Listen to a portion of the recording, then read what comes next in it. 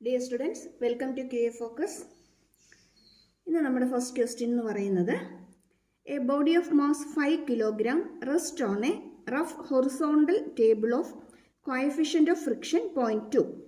The body is moved through a distance of 10 meter by a horizontal force of 20 Newton.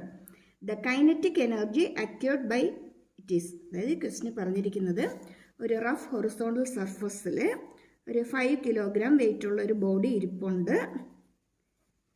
ഇതിന് എത്ര force apply ചെയ്തിട്ടാണ് 20 അല്ലേ, 20 newton horizontal force apply ചെയ്തിട്ട് കുറച്ച് distance ഇതിന് move ചെയ്യുന്നുണ്ട്. 10 മീറ്റർ ഡിസ്റ്റൻസിലേക്ക് ഇതിനെ മൂവ് ചെയ്യുന്നുണ്ട്.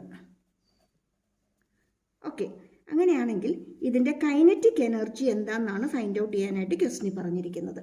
കൈനറ്റിക് എനർജി ഫൈൻഡ് ഔട്ട് ചെയ്യണം. ക്വസ്റ്റ്യൻ ഓൾറെഡി പറയുന്നുണ്ട് സ്മൂത്ത് സർഫസ് അല്ല, റഫ് ഹൊറിസോണ്ടൽ സർഫസ് ആണ്. അവിടെ കോഎഫിഷ്യൻ്റ് ഓഫ് വിസ്കോസിറ്റിയും പറയുന്നുണ്ട്. മ്യൂ എന്ന് പറയുന്നത് 0.2 ആണെന്ന് ക്വസ്റ്റ്യൻ തന്നിട്ടുണ്ട്. കോഎഫിഷ്യൻ്റ് ഓഫ് വിസ്കോസിറ്റി മ്യൂ ആണ്, 0.2 ആണെന്ന് ക്വസ്റ്റ്യൻ നമുക്ക് തന്നിട്ടുണ്ട്. നമുക്കറിയാം ഒരു ഓബ്ജക്റ്റിന് എഫ് ഫോഴ്സിൽ എസ് ഡിസ്റ്റൻസ് മൂവ് ചെയ്യുമ്പം അവിടെ ചെയ്യുന്ന വർക്ക് ഡൺ എന്ന് പറയുന്നത് എഫ് എസ് ആണ്. വർക്ക് ഡൺ എന്ന് പറയുന്നത് എഫ് എസ് ആണ്. പക്ഷേ ഈ എഫ് എസ് മുഴുവനായിട്ട് കൈനറ്റിക് എനർജി ആയിട്ട് മാറുമല്ല. ഈ വർക്ക് ഡൺ മുഴുവനായിട്ട് കൈനറ്റിക് എനർജി ആയിട്ട് മാറുമല്ല. കുറച്ച് വർക്ക് ഡൺ എന്തിനായിട്ടും കൂടി യൂസ് ചെയ്യുന്നുണ്ട്. അതായത് ഇവിടുത്തെ ഫ്രിക്ഷനെ ഓവർകം ചെയ്യാനായിട്ടും കൂടി യൂസ് ചെയ്യുന്നുണ്ട്. അപ്പം ഇവിടെ നമ്മൾ ടോട്ടൽ ചെയ്യുന്ന ടോട്ടൽ വർക്കും അതിൻ്റെ അകത്തുനിന്ന് ഫ്രിക്ഷൻ കാരണം വരുന്ന വർക്ക് ഡണ്ണും കൂടി കുറച്ചാൽ എന്ത് കിട്ടുമോ അതായിരിക്കും ഈ ഓബ്ജക്റ്റിൻ്റെ കൈനറ്റിക് എനർജി ആയിട്ട് മാറുന്നത്. ടോട്ടൽ വർക്ക് കൈനറ്റിക് എനർജി ആയിട്ട് മാറില്ല. കുറച്ച് എന്തിനായിട്ടും കൂടി എടുക്കും, ഫ്രിക്ഷനെ ഓവർകം ചെയ്യാനായിട്ടും കൂടി എടുക്കും. ബാക്കി മാത്രമേ എന്തായിട്ട് മാറുള്ളൂ, കൈനറ്റിക് എനർജി ആയിട്ട് മാറത്തുള്ളൂ.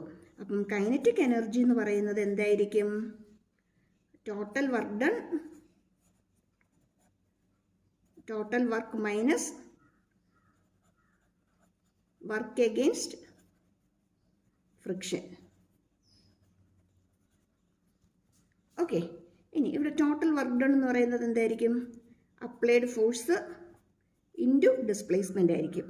വർക്ക് ഡൺ എഗെയിൻസ്റ്റ് ഫ്രിക്ഷൻ ആണെങ്കിലോ frictional force into F S അല്ലേ, എഫ് ഫ്രിക്ഷണൽ ഫോഴ്സ് ഇൻറ്റു ഡിസ്പ്ലേസ്മെൻറ്റിന് ഈക്വൽ ആയിരിക്കും. ഇനി ഈ ഫ്രിക്ഷണൽ ഫോഴ്സ് കാണാനുള്ള ഇക്വേഷൻ എന്തായിരുന്നു, ഫ്രിക്ഷൻ ഫോഴ്സ് എന്ന് പറയുന്നത് മ്യൂ എൻ ആണ്, അല്ലെങ്കിൽ മ്യൂ എം ജി ആണ്. എൻ എന്ന് പറയുന്നത് നോർമൽ റിയാക്ഷൻ, ഓർക്കുന്നുണ്ടായിരിക്കുമല്ലോ അല്ലേ. നോർമൽ റിയാക്ഷൻ എന്ന് പറയുന്നത് എം ജി ആണ്.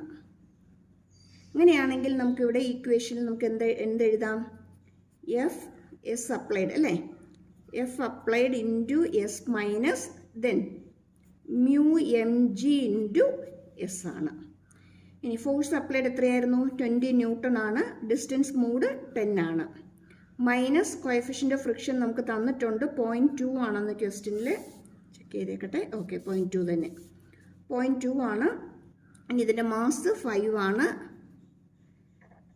ജി 10 എടുക്കാം, ഇൻറ്റു ഡിസ്പ്ലേസ്മെൻറ്റും 10. ഓക്കെ, ഇനി ഇവിടെ 0.2 എന്ന് പറയുന്നത് 1/5 ആണ്. 5ഉം 5ഉം ക്യാൻസലായി പോയിക്കോളും.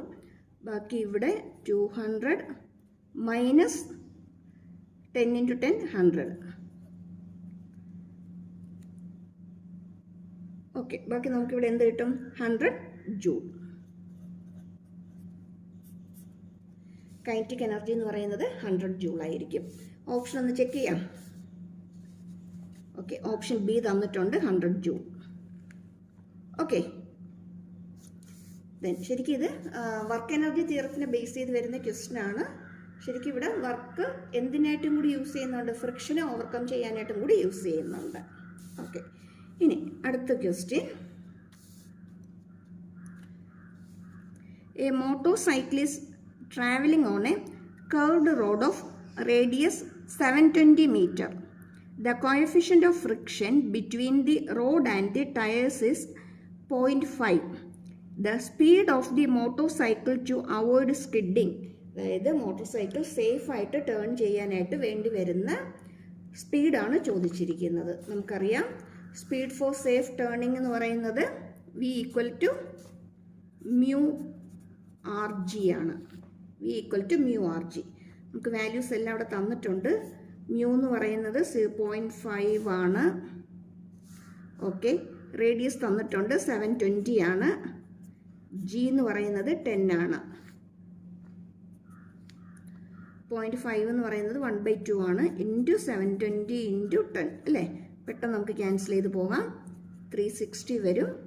That equal to root of 60 metre per second. 60 metre per second. Okay, ഈ ഫ്രിക്ഷൻ്റെ പ്രോബ്ലം വരുമ്പോൾ ഈ കോഎഫിഷ്യൻ്റ് എപ്പോഴും നമ്മളിങ്ങനെ ഫ്രാക്ഷൻ ആക്കി ചെയ്യുവാണെങ്കിൽ നമുക്ക് പെട്ടെന്ന് അങ്ങ് സോൾവ് ചെയ്ത് പോകാനായിട്ട് പറ്റും. ഓക്കെ, ദെൻ നെക്സ്റ്റ് ക്വസ്റ്റ്യൻ ഒരിക്കലും കൂടി ഒന്ന് ഓർമ്മിപ്പിക്കുകയാണ്. സബ്സ്ക്രൈബ് ചെയ്യാത്തവരും ആദ്യമായിട്ട് കാണുന്നവരൊന്ന് സബ്സ്ക്രൈബ് ചെയ്തേക്കണേ. പിന്നെ ഈ കഴിഞ്ഞ ദിവസങ്ങളിലൊക്കെ ആയിട്ട് നമ്മൾ എക്സാം ക്വസ്റ്റ്യൻസും പ്രീവിയസ് ക്വസ്റ്റ്യൻസും പ്രാക്ടീസ് ക്വസ്റ്റ്യൻസും ഒക്കെ തന്നെയാണ് ചാനലിൽ ഇടുന്നത്. അപ്പോൾ അത് നോക്കണം. നിങ്ങൾക്ക് ഒത്തിരി ഹെൽപ്ഫുള്ളായിരിക്കും. എക്സാമിന് പ്രിപ്പയർ ചെയ്യുന്നവർക്ക് എക്സ്ട്രാ ക്വസ്റ്റ്യൻസ് ചെയ്യാനും അല്ലെങ്കിൽ ചെയ്തത് തന്നെ ഒന്നും കൂടി റിവൈസ് ചെയ്യാനും ഒത്തിരി ഹെൽപ്ഫുള്ളായിരിക്കും. ഓക്കെ, ഇനി അടുത്ത ക്വസ്റ്റ്യൻ നമുക്ക് നോക്കിയേക്കാം. The coefficient of static and sliding friction on a floor is 0.5 and 0.4 respectively. A 50 kilogram body placed on the floor is pushed with just enough force to, ആ ടേംസ് ഒക്കെ ഒന്ന് not ചെയ്തേക്കണം. just enough force to start motion എന്ന് വെച്ചാൽ അവിടെ എന്താ പറഞ്ഞിരിക്കുന്നത്? Static friction ആണ് പറഞ്ഞിരിക്കുന്നത്. ജസ്റ്റ് ഇനഫ് ടു സ്റ്റാർട്ട് എന്ന് പറയുമ്പോഴത്തേക്ക് അവിടെ സ്റ്റാറ്റിക് ഫ്രിക്ഷൻ്റെ ഫോഴ്സാണ് അവിടെ നമ്മൾ മെൻഷൻ ചെയ്തിരിക്കുന്നത്. And the same force continuous afterwards. അപ്പം നമ്മൾ ഓക്കെ എക്സ്പ്ലെയിൻ ചെയ്യാം. The acceleration of the moving bodies, അതായത് ഇവിടെ പറയുന്നത് എന്താണെന്ന് വെച്ചാൽ ഒരു ഓബ്ജക്റ്റ് ഒരു ഹൊറിസോണ്ടൽ സർഫസിൽ ഇരിപ്പുണ്ട്. ആ ഒരു ഹൊറിസോണ്ടൽ സർഫസിലിരിക്കുന്ന ഒരു ഓബ്ജക്റ്റിന് ഒരു ഫോഴ്സ് അപ്ലൈ ചെയ്ത് മൂവ് ചെയ്യാനായിട്ട് തുടങ്ങുന്നു. അതായത് നമ്മൾ അപ്ലൈ ചെയ്യുന്ന ഫോഴ്സ് എന്ന് പറയുന്നത് ജസ്റ്റ് ഇതിൻ്റെ മോഷൻ സ്റ്റാർട്ട് ചെയ്യാനുള്ള ഫോഴ്സ് മാത്രമാണ് നമ്മൾ അപ്ലൈ ചെയ്യുന്നത്. അത് കഴിഞ്ഞ് അപ്പോൾ ഇവിടെ ഒരു ഫ്രിക്ഷണൽ ഫോഴ്സ് ഉണ്ട്. അപ്പോൾ നമ്മൾ കൊടുക്കുന്ന ഫോഴ്സ് എന്ന് പറയുന്നത് ഈ ഫ്രിക്ഷനെ ഓവർകം ചെയ്യാനും മൂവ് ചെയ്യാനും കൂടിയാണ് എടുക്കുന്നത്. അത് കഴിഞ്ഞിട്ടും ഈ ഫോഴ്സ് തന്നെ നമ്മൾ കണ്ടിന്യൂ ചെയ്തുകൊണ്ടിരിക്കുകയാണ്.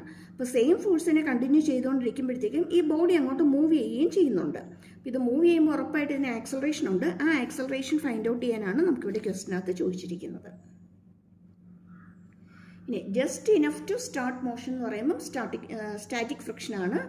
അത് കഴിഞ്ഞിട്ട് അത് മൂവ് ചെയ്യുന്നത് ക്വസ്റ്റിന് പറയുന്നുണ്ട്. സ്ലൈഡിങ് ഫ്രിക്ഷനും നമുക്ക് ക്വസ്റ്റിന് തന്നിട്ടുണ്ട്. അപ്പോൾ ഇവിടെ ആക്സലറേഷൻ ഫൈൻഡ് ഔട്ട് ചെയ്യാനുള്ള ഇക്വേഷൻ നമുക്ക് ഓൾറെഡി അറിയാം. ഫോഴ്സ് ബൈ മാസ് ആണെന്നറിയാം. ഇനി ഇവിടുത്തെ ഫോഴ്സ് എന്ന് പറയുന്നത് net force acting on the body വേണം നമ്മൾ എടുക്കാൻ. കാരണം ഇതിൻ്റെ മോഷൻ അല്ലെങ്കിൽ ഇത് ജസ്റ്റ് മൂവ് ചെയ്യാനുള്ള ഫോഴ്സ് നമ്മൾ അപ്ലൈ ചെയ്യുന്നുണ്ട്. ആ ഫോഴ്സിൻ്റെ അകത്തും തന്നെ എന്തിനും കൂടി എടുക്കുന്നുണ്ട്? ഫ്രിക്ഷൻ ഓവർകം ചെയ്യാനും കൂടി എടുക്കുന്നുണ്ട്. അപ്പോൾ ഇവിടെ എഫ് നെറ്റ് എന്ന് പറയുന്നത് F stat minus F sliding ആയിരിക്കും. F stat minus F sliding ആയിരിക്കും. ദാറ്റ് ബൈ എം ആയിരിക്കും. ഇനി എഫ് സ്റ്റാറ്റ് എന്താണെന്നുള്ളത് നമുക്ക് നോക്കാം. സ്റ്റാറ്റിക് ഫ്രിക്ഷൻ എന്ന് പറയുമ്പോൾ മ്യൂ എം ജി ആണ് equation. That equal to mu എന്ന് പറയുന്നത് ക്വസ്റ്റിന് പറയുന്നുണ്ട് static and sliding frictions are 0.5 and 0.4 respectively. Okay, അങ്ങനെയാണെങ്കിൽ ഇവിടെ നമുക്ക് 0.5 എടുക്കാം into mass of the object ക്വസ്റ്റിന് തന്നിട്ടുണ്ട് 50 കിലോഗ്രാം. Okay, into 10. അഗെയിൻ ഇത് 1/2 ആണ്. 1/2 ആകുമ്പോഴത്തേക്ക് ഇത് 250 വരും.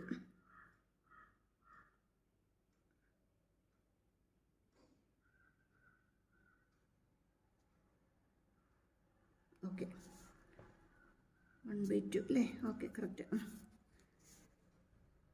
ദെൻ എഫ് സ്ലൈഡിംഗ് എന്ന് പറയുന്നത് F sliding is again mu M G തന്നെ. അവിടുത്തെ മ്യൂ എന്ന് പറയുന്നത് 0.4 ആണ്. 4 ഇൻറ്റു എം ജി. എം എന്ന് പറയുന്നത് 50 ആണ്. ജി എന്ന് പറയുന്നത് 10 ആണ്. എഗെയിൻ ഇവിടെ നമുക്ക് സിംപ്ലിഫൈ ചെയ്യുമ്പോഴത്തേക്ക് നമുക്ക് കിട്ടുന്നത് 200 ജൂൾ അല്ലേ? 0.4 ഇൻറ്റു 50 ഇൻറ്റു 10. Okay, 200 joule. അങ്ങനെയാണെങ്കിൽ A equal to F net force എന്ന് പറയുന്നത് 250 minus 200 by mass 50. That is 50 by 50 equal to 1 meter per second. 1 meter per second. Option തന്നിട്ടുണ്ട്. Okay, B 1.0 meter per second square. Okay, acceleration ആണ് second square. Okay, അപ്പോൾ ഒന്നുകൂടി ഒന്ന് ഓർമ്മിപ്പിക്കുകയാണ്. Channel subscribe ചെയ്യാൻ മറന്നു പോകരുത്. സബ്സ്ക്രൈബ് ചെയ്യാനും ഷെയർ ചെയ്യാനും ലൈക്ക് ചെയ്യാനും മറന്നു പോകരുത്.